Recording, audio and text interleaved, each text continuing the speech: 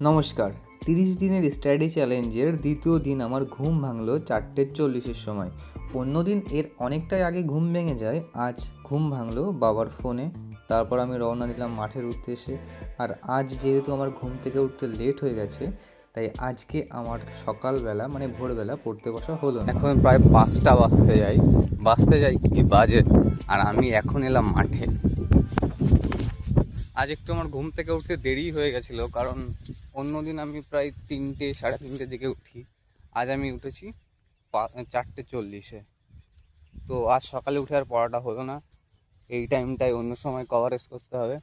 আগে দেখো পটলের কত ফুল, এইগুলো হচ্ছে ছেলে ফুল, হ্যাঁ, যেগুলো দিয়ে মেয়ে ফুলগুলোদের পরাগ স্পর্শ করিয়ে দিতে হয়। রোজ সকালে করতে হয় এটা, নাহলে পটল হয় না, দাঁড়ায় না।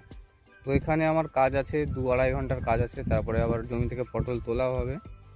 হ্যাঁ, তারপরে আমার বাড়ি গিয়ে টিউশনই আছে। তা আজ আর মনে হচ্ছে না এখান থেকে গিয়ে পড়তে বসবো, টিউশন করিয়ে এসে তারপরে পড়তে হবে। টিউশন থেকে এসে আমি শুরু করে দিলাম পড়া, কারণ আমি আজ ভোরবেলা পড়তে বসিনি, সেই সময়টা এখন আমার কভার করতে হবে। তাই আমি এই স্লটটা নিয়েছিলাম 2 ঘন্টার, যেখানে আমি প্রথমে করেছি জিআই, তারপরে পড়েছি সায়েন্স। পড়তে পড়তে আমার ভীষণ ঘুম পাচ্ছিল, তাও আমি 2 ঘন্টা পড়া কমপ্লিট করলাম। তারপরে স্নান করে আমি ঘুমালাম। তো ঘুম থেকে উঠে এখন বাজে 4:30, আর আমি এখন চলে এসেছি মাঠে। তো এখন আমি এই যে ডাটাগুলো তুলবো, এই ডাটাগুলো কালকে সকালে বিক্রির জন্য বাজারে নিয়ে যাওয়া হবে। আর এই দেখো কত সুন্দর হাওয়া দিচ্ছে মাঠে। গরমকালে মাঠে আসলে শরীরটা একদম মানে মনটা একদম ভালো হয়ে যায়। সন্ধ্যাবেলা নিজের সমস্ত টুকটাক কাজ, যেমন এডিটিং, নিজেকে একটু সময় দেওয়া, এই সব কিছু সেরে বিস্কুট খেয়ে আমি আবার পড়তে বসলাম। কারণ এখন অন্তত এই চ্যালেঞ্জটা কমপ্লিট করার জন্য আমাকে 2 ঘন্টা এখনও পড়তে হবে।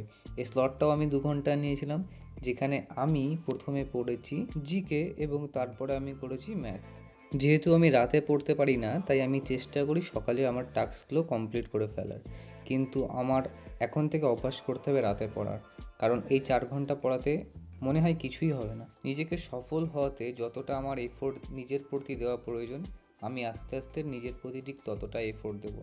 আমার এই জার্নির সাক্ষী থাকবে তোমরা। কি থাকবে তো?